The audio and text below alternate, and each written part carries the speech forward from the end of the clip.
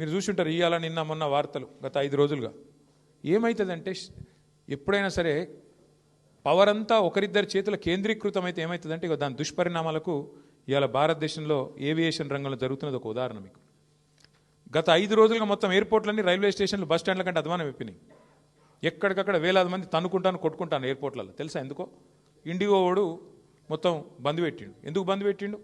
ఇది గమ్మత్తైన ఉదాహరణ, మీరు చెప్తే అర్థం చేసుకుంటే మీకు అర్థమవుతుంది నేనేం చెప్తున్నాను.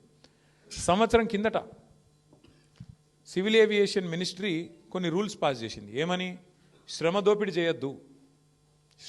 చేయొద్దు, వారానికి ఒక పైలట్ అంటే ఒక గింతనే నడపాలి, ఇంతకంటే ఎక్కువ నడపద్దు అని చెప్పి సంవత్సరం కింద రూల్స్ పాస్ చేసిండ్రు.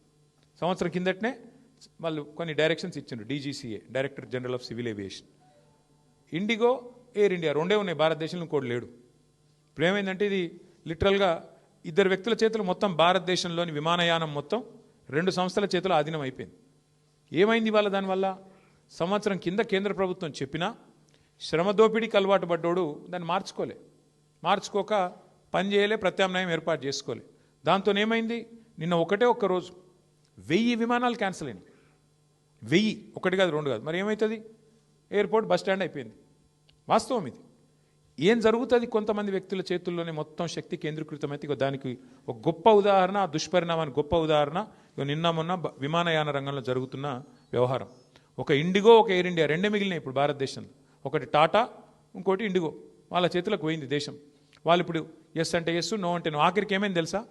5 రోజుల తర్వాత కేంద్ర ప్రభుత్వం మేల్కొని వాళ్ళు ఇచ్చిన ఆర్డర్ వాళ్ళే వెనకకి తీసుకుని తీయాలి. వాళ్ళు ఏ ఆర్డర్ అయితే ఇచ్చిర్రో, ఇండిగో వాడు మారలే, ప్రైవేట్ వాడు దిగిరాలే. నేను తప్పు చేసినా అని ఒప్పుకుంటలేడు. వానికి ఫైన్ వేసే దమ్ము లేదు ప్రభుత్వానికి. ఏమైంది ఆఖరికి? ప్రభుత్వం ఇచ్చిన ఆర్డర్ ప్రభుత్వం వెనకకి తీసుకొని ఇంకొక టైం ఇస్తాము అని చెప్పి తగ్గక తప్పని పరిస్థితి వచ్చింది. ఏమవుతుంది? శక్తి మొత్తం, సంపద మొత్తం కొంతమంది చేతుల్లో కేంద్రీకృతం అయితే అంటే ఒక గిది అవుతుంది. పోర్టులు, సీ పోర్టులు, రైల్వేలు మొత్తం ఇచ్చేస్తే ప్రైవేటులకు, అది కొంతమంది చేతుల్లోనే ఉంటే వాడు మునిగితే మొత్తం దేశం మునుగుతుంది. దానికి గొప్ప ఉదాహరణ ఇవాళ మన కళ్ళ ముంగటనే